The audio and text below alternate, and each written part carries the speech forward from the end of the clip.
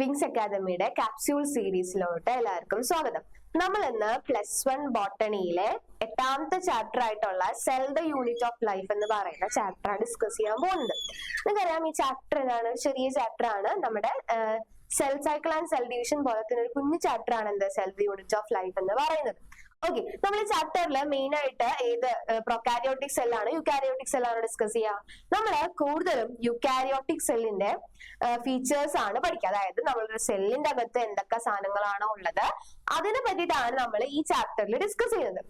Miss ഇന്നിവിടെ ഈ ചാപ്റ്ററിൽ വളരെ ഇമ്പോർട്ടന്റ് ആയിട്ടുള്ള ടോപ്പിക്സിനെ പറ്റിയിട്ടാണ് ഡിസ്കസ് ചെയ്യാൻ വേണ്ടി പോകുന്നത്. ശ്രദ്ധിച്ചിരിക്കാം കേട്ടോ. നോക്കിയടാ, ഫസ്റ്റ് ക്വസ്റ്റ്യൻ നോക്കിയേ. നമ്മൾ ചാപ്റ്റർ തുടങ്ങുന്നത് തന്നെ എന്ത് പറഞ്ഞിട്ടാണ്? സെൽ തിയറിനെ പറ്റി പറഞ്ഞിട്ടാണ്. എന്താണ് സെൽ തിയറി എന്ന് പറഞ്ഞാൽ, അല്ലെങ്കിൽ ആരാണ് സെൽ തിയറി പ്രിപ്പോസ് ചെയ്തിട്ടുള്ളത്? സെൽ തിയറി പ്രിപ്പോസ് ചെയ്ത സയന്റിസ്റ്റിന്റെ പേര് ചോദിച്ചു കഴിഞ്ഞാൽ നിങ്ങൾ കൺഫ്യൂസ്ഡ് ആവരുത്. നമ്മൾ 3 സയന്റിസ്റ്റിന്റെ പേര് പഠിക്കുന്നത്: Schleiden, Schwann and Rudolf Virchow. നിങ്ങൾ കൺഫ്യൂസ്ഡ് ആവരുത്. Who proposed cell theory? ആരാണ് സെൽ തിയറി? ആരാണ് സെൽ തിയറി പ്രിപ്പോസ് ചെയ്തെന്ന് ചോദിച്ചു കഴിഞ്ഞാൽ ആരാണ്? ഷ്ലീഡനും ഷ്വാനും. ഈ 2 സയന്റിസ്റ്റ് ആണ് എന്ത് ചെയ്തിട്ടുള്ളത്? സെൽ തിയറി പ്രിപ്പോസ് ചെയ്തിട്ടുള്ളത്. ഇവിടെ റുഡോൾഫ് വിർച്ചോന്റെ റോൾ എന്താ? അപ്പൊ നിങ്ങൾ എങ്ങനെയാ പഠിക്കുക? സെൽ തിയറി എന്ന് പഠിക്കും, 3 സയന്റിസ്റ്റിന്റെ പേരും പഠിക്കും. അങ്ങനെയല്ല പഠിക്കുന്നത്. സെൽ തിയറി പ്രിപ്പോസ് ചെയ്ത സയന്റിസ്റ്റിന്റെ പേരാണ് ഷ്ലീഡൻ ആൻഡ് ഷ്വാൻ. ഷ്ലീഡനും ഷ്വാൻ എന്താ പറയുന്നത്? പ്ലാന്റ്സിന്റെയും ആനിമൽസിന്റെയും ബോഡി കമ്പോസ്ഡ് ഓഫ്, അല്ലെങ്കിൽ പ്ലാന്റ്സിന്റെയും ആനിമൽസിന്റെയും ബോഡി ഉണ്ടാക്കിയിട്ടുള്ളത് സെൽസ് വെച്ചിട്ടാണ്. ആര് പറഞ്ഞു? ഷ്ലീഡനും ഷ്വാനും പറഞ്ഞു. പക്ഷെ അവർക്ക് എന്ത് കണ്ടുപിടിക്കാൻ വേണ്ടി പറ്റിയില്ല? എവിടെ നിന്നാണ് ഈ സെൽസ് ഉണ്ടാവുന്നത്, അതായത് പുതിയ സെൽസ് എവിടെ നിന്നാണ് ഉണ്ടാവുന്നത് എന്ന് ആർക്ക് കണ്ടുപിടിക്കാൻ വേണ്ടി പറ്റിയില്ല? ഷ്ലീഡനും ഷ്വാനും കണ്ടുപിടിക്കാൻ വേണ്ടി പറ്റില്ല. സെൽ തിയറി റിപ്പോസ് ചെയ്തത് ഈ 2 സയന്റിസ്റ്റ് ആണ്. എന്നിട്ട് കുറച്ചു കാലങ്ങൾ കഴിഞ്ഞപ്പോ ആ സെൽ തിയറി മോഡിഫൈഡ് ചെയ്ത ആളാണ് ആര്? റുഡോൾഫ് വിർച്ചോ എന്ന് പറയുന്നത്. റുഡോൾഫ് വിർച്ചോ എന്ന് പറയുന്ന സയന്റിസ്റ്റ് ആണ് എന്ത് ചെയ്തിട്ടുള്ളത്? സെൽ തിയറി മോഡിഫൈ ചെയ്തിട്ടുള്ളത്. വാട്ട് ഈസ് സെൽ തിയറി, അല്ലെങ്കിൽ എക്സ്പ്ലെയിൻ സെൽ തിയറി എന്ന് ചോദിച്ചാൽ നമുക്ക് എന്താ എഴുതേണ്ടത്? എക്സ്പ്ലെയിൻ സെൽ തിയറി എന്ന് പറഞ്ഞാൽ എന്താ എക്സ്പ്ലെയിൻ ചെയ്യണ്ടേ? മിസ് നേരത്തെ പറഞ്ഞ കാര്യങ്ങൾ. ഒരു ഓർഗാനിസം, അത് പ്ലാന്റ്സ് ആയിക്കോട്ടെ ആനിമൽസ് ആയിക്കോട്ടെ, അവരുടെ ബോഡി എന്ത് വെച്ചിട്ടാണ് ഉണ്ടാക്കിയിട്ടുള്ളത്? സെൽസ് വെച്ചിട്ടാണ്. ഇപ്പൊ നമുക്കറിയാം അല്ലെ, സെൽസ് വെച്ചിട്ടാണ് ഉണ്ടാക്കിയിട്ടുള്ളത്. നമ്മുടെ അതുകൊണ്ടാണ് ഈ ചാപ്റ്ററിന്റെ പേര് cell the unit of life. ഏതൊരു ജീവന്റെയും യൂണിറ്റ് എന്ന് പറയുന്നത് എന്താണ്? സെൽസ് വെച്ചിട്ടാണ്. ഓക്കെ, അത് ആരെ കണ്ടുപിടിച്ചത്? ആദ്യം ഷ്ലീഡനും ഷ്വാനും. ആഫ്റ്റർ ദാറ്റ്, അത് കഴിഞ്ഞിട്ട് മോഡിഫൈ ചെയ്ത സയന്റിസ്റ്റിന്റെ പേരാണ് റുഡോൾഫ് വിർച്ചോ. അദ്ദേഹം എന്താ പറഞ്ഞത്? New cells are formed from pre existing cell. നമ്മളിപ്പോ cell cycle and cell division പഠിച്ച കുട്ടികളാണ്. നമുക്കറിയാം എങ്ങനെയാണ് പുതിയൊരു സെൽ ഉണ്ടാവുന്നത്. നമുക്കറിയാം മൈറ്റോസിസ് അല്ലെങ്കിൽ മിയോസിസ് നടന്നിട്ടാണ് എന്തുണ്ടാവുന്നത്? പുതിയ സെൽ ഉണ്ടാവുന്നത്. പക്ഷെ അന്നത്തെ കാലത്ത് ഷ്ലീഡനും ഷ്വാനും എന്ത് കണ്ടുപിടിക്കാൻ വേണ്ടി പറ്റില്ല? എവിടെ നിന്നാണ് ഈ സെല്ലുകൾ ഉണ്ടാവണേ എന്ന് കണ്ടുപിടിക്കാൻ വേണ്ടി പറ്റില്ല. റുഡോൾഫ് വിർച്ചോ എന്ന് പറയുന്ന സയന്റിസ്റ്റ് വന്നിട്ടാണ് എന്ത് കണ്ടുപിടിച്ചത്? പുതിയ സെൽസ് ഉണ്ടാവുന്നത് എവിടെ നിന്നാണ്? ഓൾറെഡി എക്സിസ്റ്റ് ചെയ്തിരുന്ന സെൽസിൽ നിന്നാണെന്ന് കണ്ടുപിടിച്ച് പറഞ്ഞത്. ഇനി നോക്കിയടാ, നെക്സ്റ്റ് നമ്മള് ഈ ചാപ്റ്ററിൽ നോക്കിയ ആദ്യത്തെ പോർഷൻ എന്ന് പറയുന്നത് എന്താണ്? സെല്ലിന്റെ ബേസിക് കാര്യങ്ങൾ, അതായത് പുറമേ ഉള്ള കാര്യങ്ങൾ പഠിക്കാം. എന്നിട്ട് പിന്നെ സെല്ലിന്റെ ഉള്ളിലോട്ട് വരും. നമ്മളിപ്പോ സെൽ തിയറി കൊണ്ടുവന്ന ആൾക്കാരെ പറ്റി ഡിസ്കസ് ചെയ്തു. ഇനി നമ്മൾ എന്താ ചെയ്യാൻ പോകുന്നത്? Cell membrane. സെല്ലിന് ചുറ്റും കാണുന്ന ഒരു പ്രൊട്ടക്ഷനെ പറയുന്ന പേരാണ് എന്ത്? സെൽ മെംബ്രെയിൻ എന്ന് പറയുന്നത്. എക്സാമിന് സ്ഥിരമായിട്ട് 2 മാർക്കിന് ചോദിക്കുന്ന ഒരു ഏരിയ ആണ് എന്ത്? സെൽ മെംബ്രെയിന്റെ ഫങ്ഷൻസ്. എന്തൊക്കെയാണ് സെൽ മെംബ്രെയിന്റെ ഫങ്ഷൻസ്? Cell growth. ഇത്രയുള്ള സെല്ല് വലുതാവണമെങ്കിൽ, അതായത് സെൽ ഗ്രോ ചെയ്യണമെങ്കിൽ ആരുടെ ഹെൽപ്പ് വേണം? നമ്മുടെ സെൽ മെംബ്രെയിന്റെ ഹെൽപ്പ് വേണം. അതേപോലെ തന്നെ ശ്രദ്ധിച്ചേ,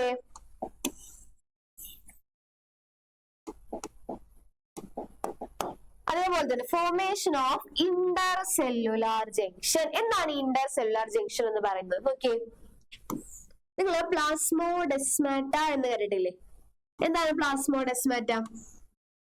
രണ്ട് സെല്ലുകൾ തമ്മിലുള്ള കണക്ഷനെയാണ് നമ്മൾ എന്ത് പറയാ, പ്ലാസ്മോഡെസ്മാറ്റൽ കണക്ഷൻ എന്ന് പറയുന്നത്. അതേപോലെ തന്നെ ഇന്റർ സെല്ലുലാർ ജംഗ്ഷൻ എന്ന് പറഞ്ഞാൽ എന്താ, ഇതൊരു സെല്ല് ഇത് വേറെ സെൽ, ഇവർ തമ്മിലുള്ള കണക്ഷനെയാണ് എന്ത് പറയാ, ഇന്റർ സെല്ലുലാർ ജംഗ്ഷൻസ് എന്ന് പറയുന്നത്. ഇത് സെല്ലാണെങ്കിൽ ഈ കണക്ഷൻ ഉണ്ടാക്കാനായിട്ട് ഹെൽപ്പ് ചെയ്യുന്ന ആൾക്കാർ ആരാണ്, നമ്മുടെ സെൽ മെംബ്രെയിൻ ആണ്. ഇനി മൂന്നാമത്തെ ഫംഗ്ഷൻ എന്താ, സെക്രീഷൻ. എന്താണ് സെക്രീഷൻ, സെക്രീഷന് സഹായിക്കുന്നുണ്ട്. അതേപോലെ തന്നെ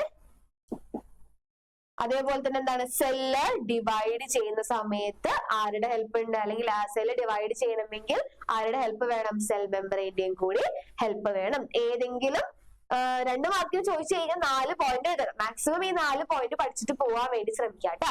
ഇനി അടുത്തൊരു ഇമ്പോർട്ടൻസ് സാധനമാണ് മീസോസോം. കേട്ടിട്ടുണ്ടോ നിങ്ങളിത്? സ്ഥിരമായിട്ട് എക്സാമിന് 2 മാർക്സിന് ചോദിക്കാറുണ്ട് ഈ മീസോസോം. മീസോസോം എന്ന് പറഞ്ഞാൽ എന്താ, മീസോസോമിന് 3 ഫോം ഉണ്ട്. ട്യൂബുലാർ സ്ട്രക്ചർ, ലാമില്ലെ, അതേപോലെ തന്നെ ഫിംബ്രിയസ് സ്ട്രക്ചർ എന്ന് പറയും. നിങ്ങൾ കേട്ടിട്ടുണ്ടോ?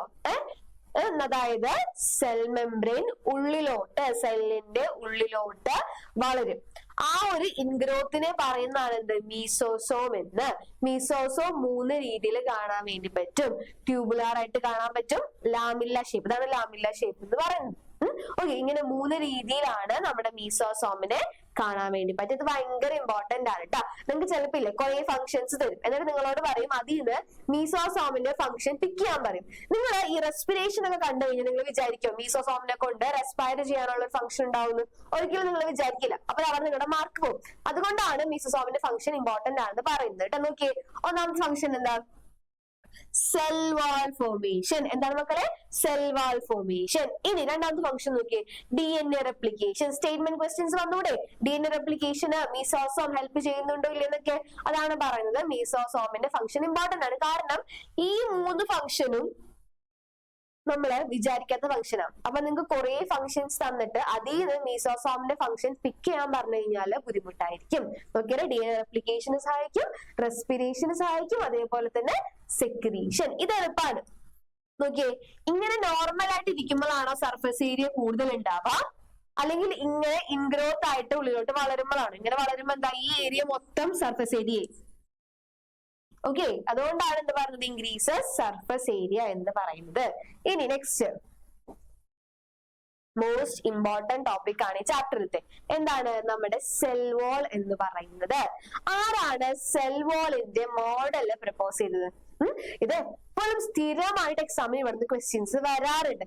ഡീറ്റെയിൽ ആയിട്ട് പഠിക്കേണ്ട ഭാഗമാണ്. നോക്കിയിടാം, ആരാണ് ഇവരുടെ ഈ മോഡൽ പ്രപ്പോസ് ചെയ്തത്? അത് ക്വസ്റ്റ്യൻ ഉണ്ട് അല്ലെ, ചിലപ്പോ അത് ഡയറക്റ്റ് ക്വസ്റ്റ്യൻ ചോദിച്ചു, ഹൂ പ്രപ്പോസ്ഡ് സെൽ വാളിന്റെ ഈ മോഡലിന് ക്വസ്റ്റ്യൻ ചോദിച്ചേക്കാം. പക്ഷെ ഇവിടെ മിസ് വേറെ ക്വസ്റ്റ്യൻ ആയിട്ടുള്ളത്. നോക്കിയടാ, സിംഗർ ആൻഡ് നിക്കോൾസൺ. സയന്റിസ്റ്റിന്റെ പേരാണ്, എന്തായാലും പഠിക്കണം. സിംഗറും നിക്കോൾസണുമാണ് എന്ത് ചെയ്തിട്ടുള്ളത്, ഈ ഫ്ലൂയിഡ് മൊസൈക് മോഡൽ എന്ന് പറയുന്ന മോഡല് പ്രപ്പോസ് ചെയ്തിട്ടുള്ളത്. ആ മോഡലിന്റെ പേര് നോക്കിയേ, അടുത്ത ക്വസ്റ്റ്യൻ ആയിട്ടുള്ളത് what is the model called? സിംഗറും നിക്കോൾസണും പ്രപ്പോസ് ചെയ്ത മോഡലിന്റെ പേരാണെന്ത്, ഫ്ലൂയിഡ് മൊസൈക് മോഡൽ. ചിലപ്പോ ക്വസ്റ്റ്യൻ നേരെ തിരിച്ചു ചോദിക്കാം, who proposed fluid mosaic model? അപ്പൊ ആരെഴുതണം, സിംഗർ ആൻഡ് നിക്കോൾസൺ. ഇനി ബി ക്വസ്റ്റ്യൻ നോക്കിയേ, വിച്ച് കമ്പോണൻസ് ഫോംസ് ബൈലെയർ? നമുക്കറിയാം നമ്മുടെ സെൽ വാൾ ഉണ്ടാക്കിയിട്ടുള്ളത് 2 ലെയർ ആണ്. അതായത് രണ്ട് ലെയർ ഉള്ളതുകൊണ്ട് നമ്മൾ എന്ത് പറയുന്നത്, ബൈ ലെയർ എന്ന് പറയുന്നത്. സോറി, സെൽവാൾ എന്നാണ് മിസ് പറഞ്ഞത്. സെൽവാൾ അല്ല, എന്താണ്, സെൽ മെംബ്രെയിൻ ആണ്. സെൽ മെംബ്രെയിൻ അല്ലെങ്കിൽ നമുക്ക് എന്ത് പറയാൻ പറ്റും, പ്ലാസ്മ മെംബ്രെയിൻ എന്ന് പറയാൻ പറ്റും. നോക്കിയേ, ഇങ്ങനെയാണ് നമ്മുടെ പ്ലാസ്മ മെംബ്രെയിൻ ഉണ്ടാക്കിയിട്ടുള്ളത്.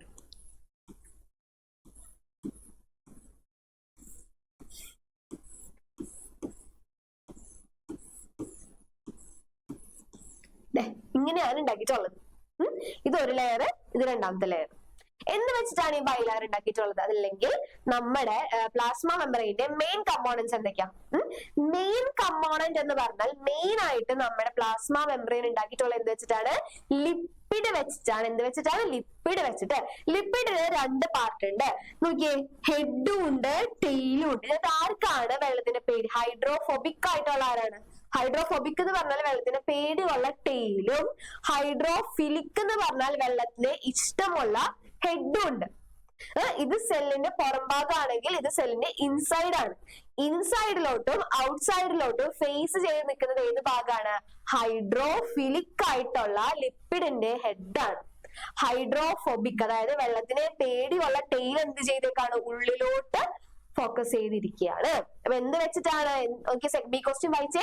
Which components forms bilayer? ഏത് കമ്പോണൻസ് ആണ് ബൈലെയർ ഫോം ചെയ്യുന്നത്? ലിപ്പിഡ് വെച്ചിട്ടാണ് എന്ത് ചെയ്യുന്നത്? ബൈലെയർ ഫോം ചെയ്യുന്നത്. ഇനി ലിപ്പിഡ് മാത്രമാണോ പ്ലാസ്മ മെമ്പറൈനിൽ ഉള്ളത്? നോക്കിയേ, 2 ടൈപ്സ് ഓഫ് പ്രോട്ടീൻസ് ഉണ്ട്. നിങ്ങൾക്ക് ക്വസ്റ്റ്യൻ ചോദിക്കാം, ആരൊക്കെയാണ് പ്ലാസ്മ മെമ്പറൈൻ ഫോം ചെയ്യാനായിട്ട് സാധിക്കുന്നത്? ഒന്നാമത്തെ മെയിൻ ക്യാരക്ടർ ആരാണ്? ലിപ്പിഡ്. ലിപ്പിഡ് കഴിഞ്ഞ് കഴിഞ്ഞാൽ നോക്കി നമുക്ക് 2 തരത്തില് പ്രോട്ടീൻസിനെ കാണാൻ വേണ്ടി പറ്റും. ഇപ്പുറത്തും ലിപ്പിഡ് ഉണ്ട്,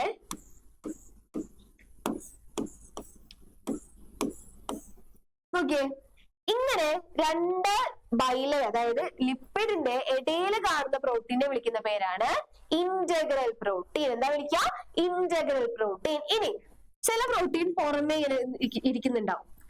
പുറമേ കാണുന്ന പ്രോട്ടീനെ വിളിക്കുന്ന പേരാണ് പെരിഫറൽ പ്രോട്ടീൻ. അതാണ് സി ക്വസ്റ്റിന്റെ ആൻസർ.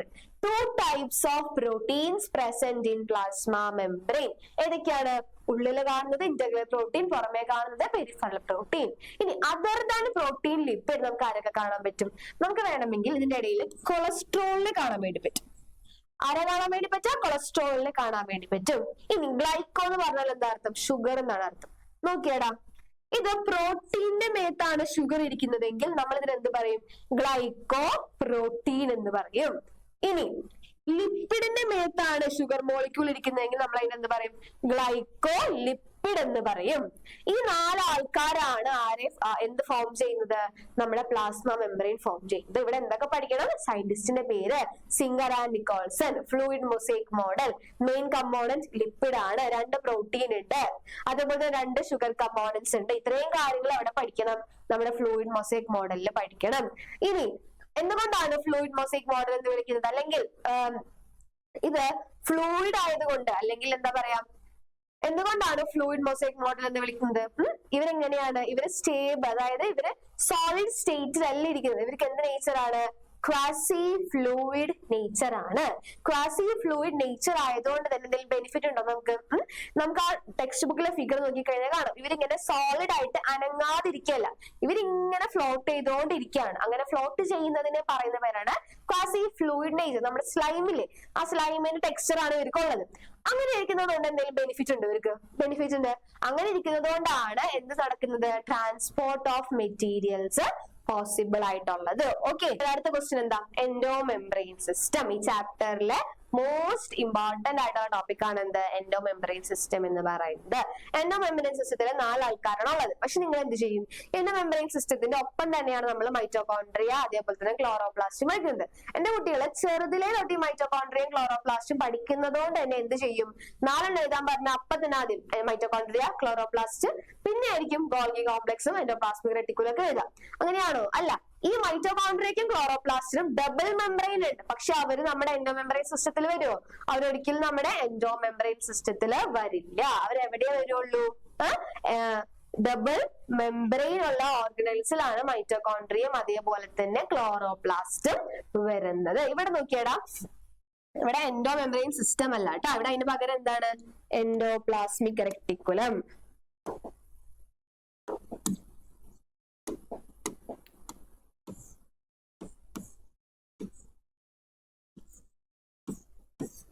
എൻഡോപ്ലാസ്മിക്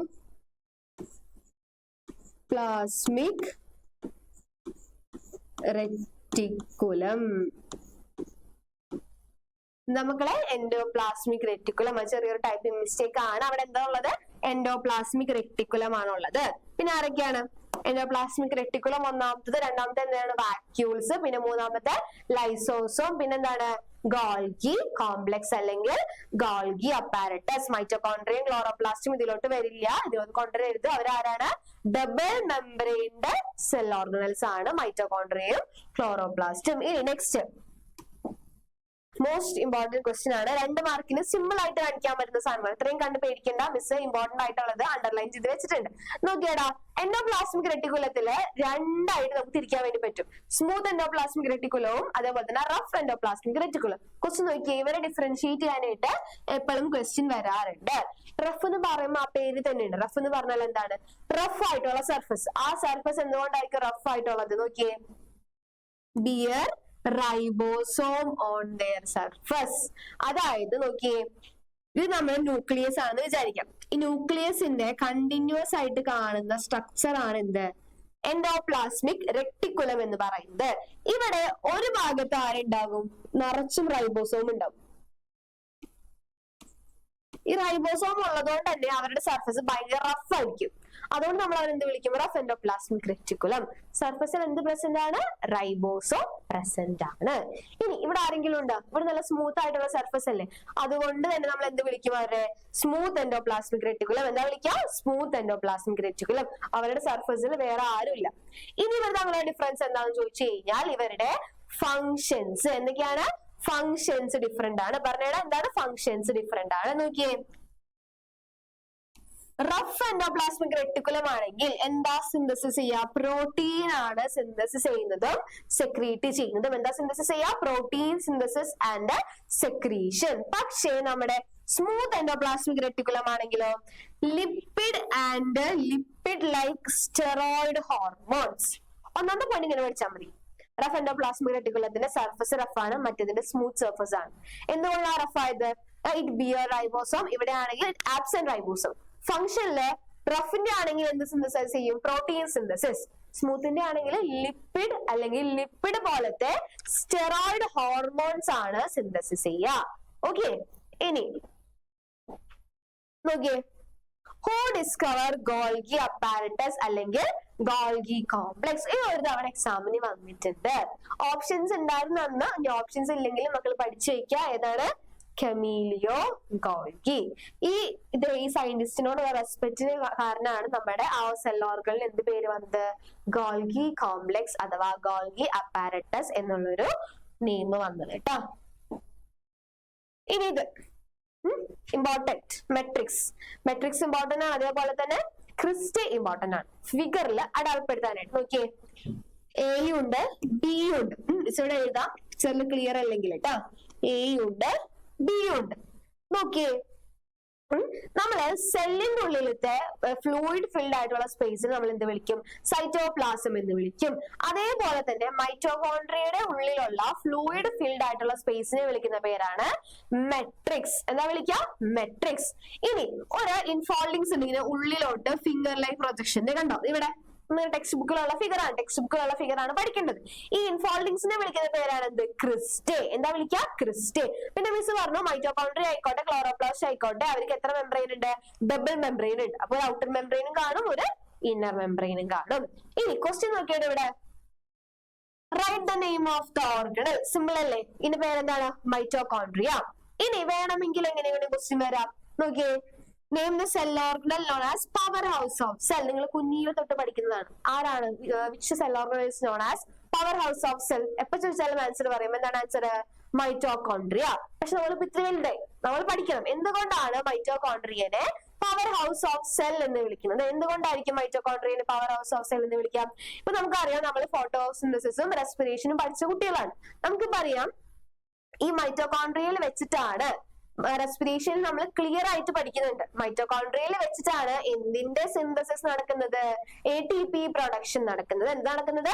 ATP പ്രൊഡക്ഷൻ നടക്കുന്നത്. നോക്കിയടാ, ദ എനർജി പ്രൊഡക്ഷൻ, അതായത് എനർജി എന്ന് പറഞ്ഞാൽ എന്താണ്? ATP ആണ്. എനർജിയുടെ പ്രൊഡക്ഷനും സ്റ്റോറേജും നടക്കുന്ന സ്ഥലമാണ് എന്ത്?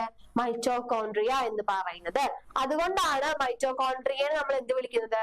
പവർ ഹൗസ് ഓഫ് സെൽ എന്ന് വിളിക്കുന്നത്. നോക്കിയടാ, the energy production takes place in mitochondria. എനർജിയുടെ പ്രൊഡക്ഷനും അതേപോലെ തന്നെ സ്റ്റോറേജും എവിടെ നടക്കുന്നത്? മൈറ്റോകോൺട്രിയയിലാണ് നടക്കുന്നത്. അതുകൊണ്ടാണ് നമ്മൾ മൈറ്റോകോൺട്രിയ എന്ത് വിളിക്കുക? പവർ ഹൗസ് ഓഫ് സെൽ എന്ന് വിളിക്കുക കേട്ടോ. ഇനി നെക്സ്റ്റ് ക്വസ്റ്റ്യൻ. ഈ ക്വസ്റ്റ്യൻ ശ്രദ്ധിച്ചിട്ടുണ്ടോ നിങ്ങള്? റൈബോസോമിന്റെ ടോപ്പിക്കില് പഠിക്കാനുള്ളതാണ്. നമുക്ക് യുകാരിയോട്സും ഉണ്ട് പ്രോകാരിയോട്സും ഉണ്ട്. യുകാരിയോട്സിലും പ്രോകാരിയോട്സിലും കോമൺ ആയിട്ട് കാണുന്ന ഒരൊറ്റ സെൽ ഓർഗണലേ ഉള്ളൂ. അതേതാണ്? റൈബോസോം ആണ്. രണ്ടു പേരിലും കാണുന്ന സെൽ ഓർഗണൽ എക്സാമിന് ചോദിച്ചു കഴിഞ്ഞാൽ അതിന്റെ ആൻസർ എന്താണ്?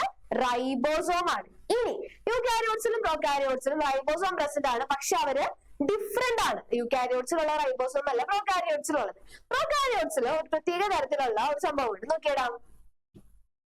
Several ribosome may attach to a single mRNA. അതായത് നോക്കിയേ, ഇങ്ങനെ ഒരു mRNA, ഇതാണ് ഒരു mRNA എന്ന് വിചാരിക്കും. നമ്മൾ യുകാരിയോട്സിന് ഒരു റൈബോസോം ഒരു mRNA. പക്ഷെ പ്രോകാരിയോട്സിന് അങ്ങനെയല്ല. നോക്കിയേ, ഒരു mRNAയുടെ മേലെ സെവറൽ റൈബോസോം ഇടാം, അതായത് കുറേ റൈബോസോം ഉണ്ടാവും. റൈബോസോം അറിയില്ല നിങ്ങൾക്ക്? 2 യൂണിറ്റ് ഉണ്ടാകും, ഒരു ലാർജ് യൂണിറ്റും ഒരു സ്മോൾ യൂണിറ്റും ഉണ്ടാവും. ഓക്കെ, ഇതിനെയാണ് ഒരുമിച്ചിരിക്കുന്നത്, അതിനെയാണ് നമ്മൾ എന്ത് പറയാ? റൈബോസോം എന്ന് പറയുന്നത് കേട്ടോ. ഇതാണ് അതിന്റെ ലാർജ് യൂണിറ്റ്, ഇതാണ് അതിന്റെ സ്മോൾ യൂണിറ്റ്. ഇനി ഇതാണ് mRNA.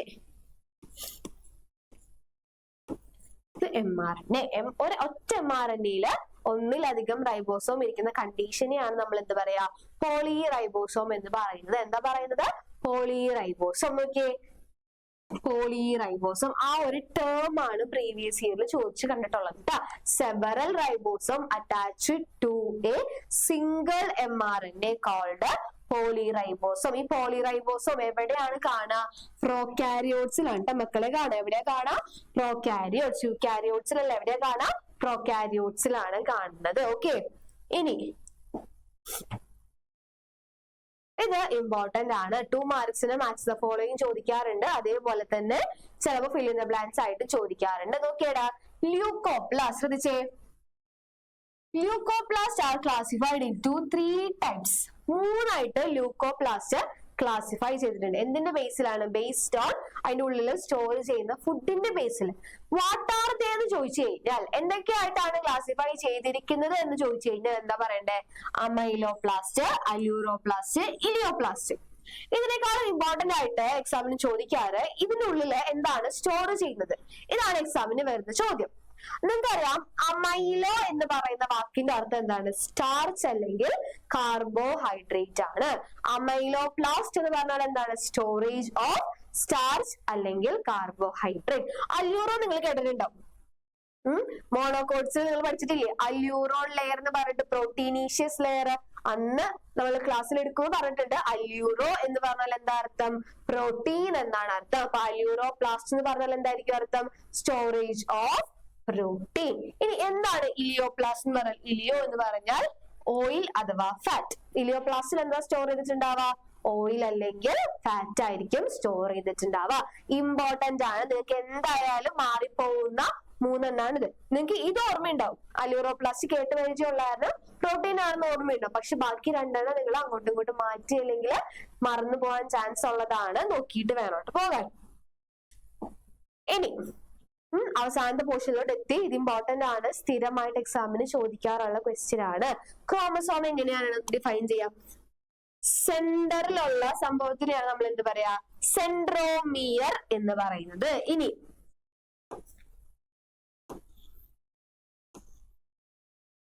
ഇതാണ് ഒരു ക്രോമസോം. എത്ര ക്രോമാറ്റിഡ്സ് ഉണ്ട്? 2 ക്രോമാറ്റിഡ്സ് ചേർന്നതാണ് എന്ത്? ഒരു ക്രോമസോം എന്ന് പറയുന്നത്. നോക്കിയേ, ഇതാണ് ഒരു ക്രോമാറ്റിഡ്. ഓക്കെ, ഇതൊരു ക്രോമാറ്റിഡ്. 2 ക്രോമാറ്റിഡ്സ് ചേർന്നാല് ക്രോമസോമായി. ഇനി വേറെ സൈഡില് ഡിസ്ക് ഷേപ്പഡ് സ്ട്രക്ചർ. എന്താ ഇതിനെ പറയാ? Disc shaped structure. ഇതിന്റെ പേരെന്താ മക്കളെ? കൈനറ്റോകോർ. എന്താണ്?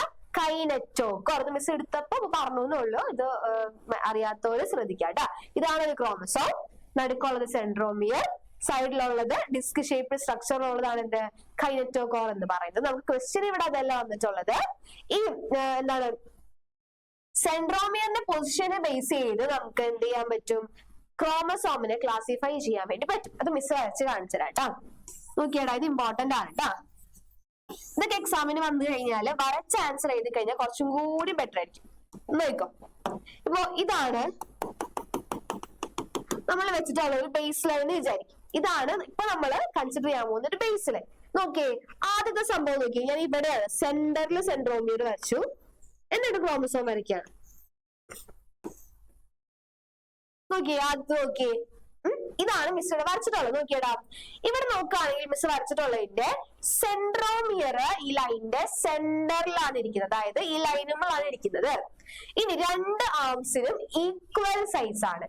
അങ്ങനെയുള്ളവരെ വിളിക്കുന്ന പേരാണ് മെറ്റാസെൻട്രിക്. എന്താ വിളിക്കുക? മെറ്റാസെൻട്രിക്. അതായത് രണ്ട് ആംസ്, ഇവരുടെ ഈ ക്രോമാറ്റിഡ്സിനെയാണ് നമ്മൾ എന്ത് പറയാ, ആംസ് എന്ന് പറയാം കേട്ടോ. നോക്കിയേ, മിസ് വരച്ചത് മനസ്സിലാവില്ലെങ്കിൽ ഇത് നോക്കിക്കോട്ടെ. മിസ് ചിലപ്പോൾ വരയ്ക്കുമ്പോൾ എന്തെങ്കിലും വേരിയേഷൻസ് ഹൈറ്റിൽ വന്നേക്കാം, പക്ഷെ ഇത് പ്രിന്റഡ് ആയതുകൊണ്ട് കറക്റ്റ് ആയിട്ടുണ്ടാവും. നോക്കിയേ, രണ്ട് സ്ഥലത്തും ഈക്വൽ ആയിട്ടുള്ള സൈസ്, അവരെ വിളിക്കുന്ന പേരാണ് മെറ്റാസെൻട്രിക്. ഇനി അടുത്ത നോക്കിയേ, സെന്ററിൽ നിന്ന് കുറച്ച് എബവ് ദ സെന്റർ. ഇനി ഇവിടെ ആണെങ്കിൽ വ്യത്യാസമില്ലേ, മേലത്തെ ആള് കുറച്ച് ചെറുതാണ്, അടിയിലത്തെ ആള് കുറച്ച് വലുതാണ്, സെൻട്രോമിയർ കുറച്ച് എബോ ആയിട്ടാണ് നിൽക്കുന്നത്. അങ്ങനെയുള്ളവരെ വിളിക്കുന്ന പേരാണ് സബ് മെറ്റാസെൻട്രിക്. എന്താ വിളിക്കുക?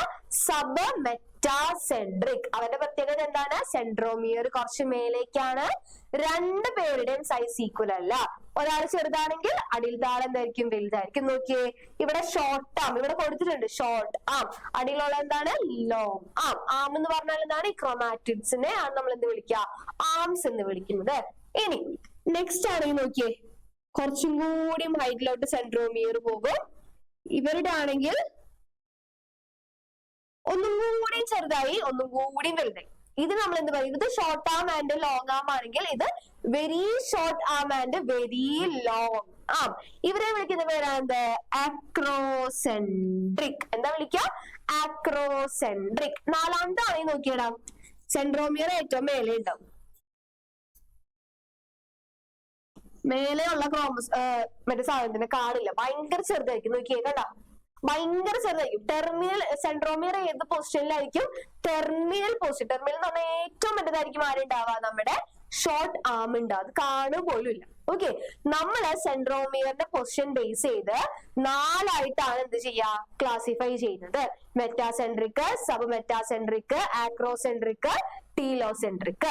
ഇതിന്റെ പ്രത്യേകത എന്താണ്? മെറ്റാസെൻട്രിക്കില് സെൻട്രോമിയർ സെന്ററിലായിരിക്കും, സബ് മെറ്റാസെൻട്രിക്കിൽ little away from the centre, ആക്രോസെൻട്രിക്കിലാണെങ്കിൽ more away from the centre.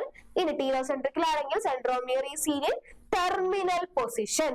Okay, പേര് ഇവിടെ മിസ് കൊടുത്തിട്ടുണ്ട്. നോക്കിയേ, metacentric, sub metacentric, acrocentric, telocentric. ഇനി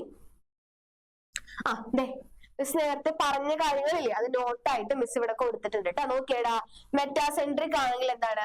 മിഡിലായിരിക്കും സെൻട്രോമിയർ, അതേപോലെ തന്നെ രണ്ട് ഈക്വൽ ആംസ് ആയിരിക്കും ഉണ്ടായിട്ടുണ്ടാവുക. ഇനി സബ് മെറ്റാസെൻട്രിക് ആണെങ്കിലോ, centromere slightly away from the middle and എന്താണ്? ഒരു ഷോർട്ടും ഉണ്ടാകും, അതേപോലെ തന്നെ ഒരു ലോങ് ആയിട്ടുള്ള ആമും ഉണ്ടാകും. ഇനി അടുത്തത് ആക്രോസെൻട്രിക് ആണെങ്കിൽ എങ്ങനെയാണ്? നോക്കിയേ, close to its end forming one. അതായത് എൻഡിലോട്ട് ക്ലോസ് ആയിട്ടായിരിക്കും ആര് നിൽക്കുന്നുണ്ടാവുക? സെൻട്രോമിയർ നിൽക്കുന്നുണ്ടാവുക. അവരെങ്ങനെയാണ്? വെരി ഷോർട്ട്, വെരി ലോങ് എന്ന് പറയാം, അല്ലെങ്കിൽ എന്ത് പറയാം? എക്സ്ട്രീംലി ഷോർട്ട് അല്ലെങ്കിൽ വെരി ലോങ് ആം എന്ന് പറയാം. ഇനി ടീലോസെൻട്രിക് ആണല്ലോ, ഒന്നും പറയാനില്ല. എന്താണ്? ടെർമിനൽ പൊസിഷനിലായിരിക്കും ആരുണ്ടാവുക? സെൻട്രോമിയർ ഉണ്ടാവുന്നത്. നെക്സ്റ്റ് ക്വസ്റ്റ്യൻ നോക്കിയേ, ശ്രദ്ധിച്ചിട്ടുള്ള ക്വസ്റ്റ്യൻ ആണോ ഇത്? ഗോൾഗി അപ്പാരറ്റസ് നമ്മൾ എൻഡോമെംബ്രേൻ സിസ്റ്റത്തിൽ പഠിച്ചില്ലേ? അവരുടെ ഫംഗ്ഷൻ എന്താണ്?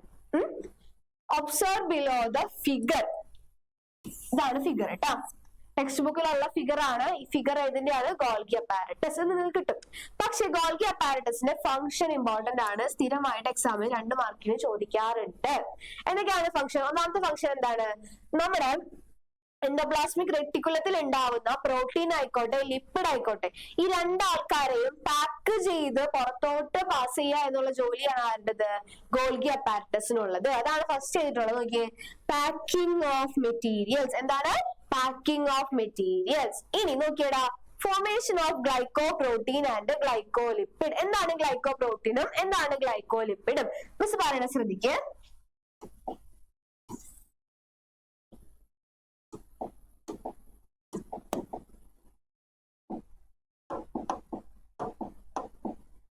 നോക്കട്ടെ, ഇവിടെ മിസ് വരച്ച ആൻസർ ശ്രദ്ധിക്കും. ഇതാണ് ന്യൂക്ലിയസ് എന്ന് വിചാരിക്കാം. ഇതെന്താണ്? ന്യൂക്ലിയസ്. ന്യൂക്ലിയസിനുള്ളിൽ എന്തുണ്ടാകും? നമ്മുടെ ജനറ്റിക് മെറ്റീരിയൽ ആയിട്ടുള്ള DNA ഉണ്ടാവും. ക്ലിയർ അല്ലേ? ഈ ന്യൂക്ലിയസിന്റെ അടുത്ത ന്യൂക്ലിയസിനോട് കണ്ടിന്യൂസ് ആയിട്ട് കാണുന്ന സെൽ ഓർഗണലാണ് എന്ത്? Endoplasmic reticulum. എന്താ കാണാ? Endoplasmic reticulum. എൻഡോപ്ലാസ്മിക് റെട്ടിക്കുലം രണ്ടെണ്ണുണ്ട്. ഏതൊക്കെയാണ്? റൈബോസോം ഉള്ളതാണെങ്കിൽ റഫും, റൈബോസോം ഇല്ലാത്തതാണെങ്കിൽ സ്മൂത്തും. ഈ ഭാഗമാണ് സ്മൂത്ത്, ഇതൊക്കെ എന്താണ്? Rough endoplasmic reticulum. ഇതിൽ നിന്ന് റൈബോസോം ഉള്ളതിൽ നിന്ന് എന്തുണ്ടാകും? പ്രോട്ടീൻ ഉണ്ടാകും. ഈ ഉണ്ടായത് പ്രോട്ടീൻ ആണ്. ഇനി സ്മൂത്ത് ആയിട്ടുള്ള സ്ഥലത്ത് എന്തുണ്ടാകും? ലിപ്പിഡ് അല്ലെങ്കിൽ ലിപ്പിഡ് പോലത്തെ സ്റ്റിറോയിഡ് ഹോർമോൺസ് ഉണ്ടാവും. ഇവര് നേരെ ചെന്ന് കയറുന്നത് എവിടേക്കാണ്? എൻഡോപ്ലാസ്മിക് റെട്ടിക്കുലത്തിന്റെ അടുത്ത് കാണുന്ന, നോക്കിയടാ, ഇതിന്റെ അടുത്ത് കാണുന്ന അടുത്ത സെൽ ഓർഗണാണ് എന്ത്? എന്താ പറയാ? ഗോൾഗി കോംപ്ലക്സ് അല്ലെങ്കിൽ ഗോൾജി അപ്പാരറ്റസ് എന്ന് പറയുന്നത്. എന്താണ്? ഇവരുടെ അടുത്ത് കാണുന്ന ആൾക്കാരാണ് ഗോൾഗി കോംപ്ലക്സ് അല്ലെങ്കിൽ ഗോൾഗി അപ്പാരറ്റസ്. നോക്കിക്കോട്ടെ, നമ്മുടെ പ്രോട്ടീൻ ഇതിന്റെ അകത്തോട്ട് കയറും. ഇതിനകത്തോട്ട് കയറി ഇങ്ങനെ പുറത്തു വരും. പുറത്തു വരുമ്പോഴത്തേക്കും നമ്മുടെ ഗോൾഗി കോംപ്ലക്സിന്റെ ഫംഗ്ഷൻ എന്താണ്? പാക്ക് ചെയ്യുക. നോക്കിയാൽ മിസ് ഇവിടെ മേലോട്ട് വരയ്ക്കാം. ഈ പ്രോട്ടീനെ എന്തിന്റെ ഉള്ളിൽ പാക്ക് ചെയ്തിട്ടുണ്ടാവും അറിയോ? എല്ലാം വരച്ചു കഴിഞ്ഞാൽ കാണും. ഒരു വാക്യൂളിന്റെ ഉള്ളില് എല്ലാം വരച്ചു കഴിഞ്ഞാൽ കാണില്ല അല്ലെ? ബ്ലാക്കിൽ തന്നെ വരയ്ക്കാം കേട്ടാ. നോക്കിയേ, ഇതിനെ ഒരു വാക്യൂളിന്റെ ഉള്ളിൽ എന്ത് ചെയ്തിട്ടുണ്ടാവും? പാക്ക് ചെയ്തിട്ടായിരിക്കും പുറത്തോട്ട് അയക്കുന്നത്. ഇനി നമ്മുടെ ലിപ്പിഡ് ആണെങ്കിലോ നേരെ ഇതിന്റെ അകത്തോട്ട് കയറി, നോക്കിയേ, ഇതിന്റെ അകത്തോട്ട് കയറി പുറത്തു വരാണ്. പുറത്തു വരുമ്പോ എങ്ങനെയായിരിക്കും? ചുറ്റും എന്തുണ്ടാകും? പാക്കിംഗ് ഉണ്ടാകും. ഗോൾഗി അപ്പാരറ്റസ് പാക്ക് ചെയ്യുന്ന കുട്ടപ്പനായിട്ടാണ് പുറത്തു വിട്ടിട്ടുള്ളത്. ഇനി എന്താണ് ഈ ഗ്ലൈക്കോ പ്രോട്ടീനും എന്താണ് ഈ ഗ്ലൈക്കോ ലിപ്പിഡ്? മിസ് പ്ലാസ്മ മെമ്പറിന്റെ അടുത്ത് പഠിപ്പിച്ചിട്ടുണ്ടായിരുന്നു. ലിപ്പിഡിന്റെ ഒപ്പം നിൽക്കുന്ന ഷുഗർ ആണെങ്കിൽ ഗ്ലൈക്കോ ലിപ്പിഡ്, ഇനി പ്രോട്ടീന്റെ ഒപ്പം നിൽക്കുന്ന ഷുഗർ ആണെങ്കിൽ ഗ്ലൈക്കോ പ്രോട്ടീൻ. ചില സമയങ്ങളിൽ ചില ഷുഗർ മോളിക്യൂൾസ് ഇവരുടെ ഒപ്പം പോയി നിൽക്കും. ഫോർ എക്സാമ്പിൾ, ഇതിന്റെ ഒപ്പം ഒരു എക്സ്ട്രാ ഷുഗർ മോളിക്യൂൾ ഉണ്ടെങ്കിൽ ഇതിനെ വിളിക്കുന്ന പേരാണ് എന്ത്? Glyco lipid. ഇനി പ്രോട്ടീന്റെ ഒപ്പമാണുള്ളെങ്കിലോ, പ്രോട്ടീന്റെ ഒപ്പം ഒരു എക്സ്ട്രാ ഷുഗർ മോളിക്യൂൾ ഉണ്ടെങ്കിൽ ഇതിനെ വിളിക്കുന്ന പേരാണ് എന്ത്? ഗ്ലൈക്കോ പ്രോട്ടീൻ എന്ന്. ഓക്കെ, ഇതാണ് നിങ്ങൾ പറയുന്നത് ഗ്ലൈക്കോ പ്രോട്ടീനും ഗ്ലൈക്കോ ലിപ്പിഡും എന്ന് പറയുന്നത്. ഓക്കെ, നെക്സ്റ്റ്, ഇത് ഇമ്പോർട്ടന്റ് ആണ്, ശ്രദ്ധിച്ചിട്ടുണ്ട് മക്കളത്. ആരാണ് റൈബോസോമിനെ ഡിസ്കവർ ചെയ്തത്? നോക്ക, റൈബോസോം ആദ്യം മിസ് ഒന്ന് പറഞ്ഞുതരാൻ നോക്കിയടാ. ഇങ്ങനെയാണ് റൈബോസോം ഉണ്ടാവുക. ഒരു ലാർജ് യൂണിറ്റും ഉണ്ടാകും, ഒരു സ്മോൾ യൂണിറ്റും ഉണ്ടാകും. യുക്കാരിയോട്സിനും പ്രോകാരിയോട്സിനും ഒരേപോലെ കാണുന്ന സെൽ ഓർഗണൽ ഏതാണെന്ന് ചോദിച്ചു കഴിഞ്ഞാൽ ഏതാ ആൻസർ പറയേണ്ടത്? റൈബോസോം. റൈബോസോം കണ്ടുപിടിച്ച സയന്റിസ്റ്റിന്റെ പേരാണ് എന്ത്? ജോർജ് പാലഡെ. എന്താണ്? ജോർജ് പാലഡെ. പ്രീവിയസ് ഇയറിൽ ചോദിച്ചിട്ടുള്ള ക്വസ്റ്റ്യൻ ആണ്. എനിക്ക് അറിയേണ്ടത് നെക്സ്റ്റ് ക്വസ്റ്റ്യന്റെ കാര്യമാണ്. നിങ്ങൾ ശ്രദ്ധിച്ചിട്ടുണ്ടോ? നെക്സ്റ്റ് ക്വസ്റ്റ്യൻ എന്താണ്? നിങ്ങള് 70s എന്ന് എഴുതും, അല്ലെങ്കിൽ എന്താ എഴുതാ? 80s എന്ന് എഴുതും. യുകാരിയോട്സിന് 80s, പ്രോകാരിയോട്സിന് 70s. ഈ എസ് എന്ന് പറയുന്ന സാധനം എന്താ? ക്രിസ്മസ് എക്സാമിന് വന്ന ക്വസ്റ്റ്യൻ ആണ്. എസ് എന്ന് പറയുന്നത് എന്താണ്? നോക്കിയേ, എസ് എന്ന് പറഞ്ഞാൽ എന്താ? It is a Svedberg's unit. എന്താ പറയേണ്ടത്? സെഡ്ബർഗ് യൂണിറ്റിന് ഷോർട്ട് ആയിട്ട് നമ്മൾ എന്ത് എഴുതുന്നതാണ്? എസ് എന്ന് എഴുതുന്നതാണ്. What its mean? Svedberg unit എന്ന് പറഞ്ഞാൽ എന്താ? അതാണ് അടുത്ത ക്വസ്റ്റ്യൻ തരാം. എസ് ചോദിച്ചു കഴിഞ്ഞാൽ നിങ്ങൾക്ക് കിട്ടും. സെഡ്ബർഗ് യൂണിറ്റ് നിങ്ങൾ എവിടെയെങ്കിലും കേട്ടിട്ടുണ്ടാവും. അത് എന്ത് മീൻ ചെയ്യുന്നു എന്ന് ചോദിച്ചു കഴിഞ്ഞാൽ കിട്ടും. നോക്കിയടാ, it is an indirect measure of density and size. അതായത് ഡെൻസിറ്റി അല്ലെങ്കിൽ സൈസിന്റെ ഇൻഡയറക്റ്റ് മെഷർമെന്റിനെയാണ് നമ്മൾ എന്ത് പറയാ? സെഡ്ബർഗ് യൂണിറ്റ് എന്ന് പറയുന്നത്. അതാണ് നമ്മൾ എന്തായിട്ട് ഡിനോട്ട് ചെയ്യുന്നത്? ക്യാപിറ്റൽ ലെറ്റർ എസ് ആയിട്ട് ഡിനോട്ട് ചെയ്യുന്നത്. ഓക്കെ, ഇത്രയാണ് നമുക്ക് ഈ ഒരു ചാപ്റ്ററിൽ ഡിസ്കസ് ചെയ്യാനുള്ളത്. Miss maximum important questions include ചെയ്തിട്ടുണ്ട്. ഇനി എന്ത് ചെയ്യാ? ടെക്സ്റ്റ് ബുക്കിലുള്ള ഫിഗറും കൂടി ഒന്ന് നോക്കുക. അതിനകത്ത് മോസ്റ്റ് ഇമ്പോർട്ടന്റ് ഫിഗർ ആണ് എന്ത്? മൈറ്റോകോൺട്രിയയുടെയും ഗോൾഗി അപ്പാരറ്റസിന്റെയും ഫിഗർ സ്കിപ്പ് ചെയ്യരുത്. പ്രത്യേകിച്ച് മൈറ്റോകോൺട്രിയയുടെ ക്രിസ്റ്റ എന്ന് പറയുന്ന ഭാഗം ഇമ്പോർട്ടന്റ് ആണ്, അടയാളപ്പെടുത്താനായിട്ട് ചോദിക്കാറുണ്ട്. മെട്രിക്സും അതേപോലെ തന്നെ ക്രിസ്റ്റയും. ഓക്കെ, വീഡിയോ നിങ്ങൾക്ക് മനസ്സിലായെന്ന് വിചാരിക്കുന്നു. മനസ്സിലായി കഴിഞ്ഞാൽ ലൈക്ക് ചെയ്യുക, ഷെയർ ചെയ്യുക, സബ്സ്ക്രൈബ് ചെയ്യുക. Thank you.